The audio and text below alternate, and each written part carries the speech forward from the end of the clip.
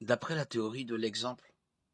l'expiation de Christ est tout simplement un exemple de foi et d'obéissance qui inspire l'homme pour obéir à Dieu. Les partisans de cette thèse estiment que l'homme est vivant spirituellement et que la vie et l'expiation de Christ ne sont que des exemples de foi et d'obéissance véritable qui inspirent les hommes à mener une telle vie de foi et d'obéissance. Cette théorie et celle de l'influence morale se ressemblent beaucoup, en ce qu'elles nient toutes deux que la justice de Dieu exige un paiement pour le péché, paiement payé par la mort de Christ à la croix.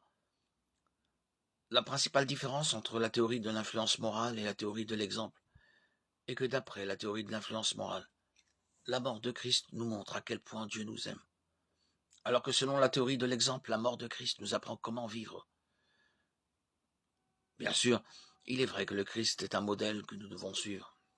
même dans sa mort.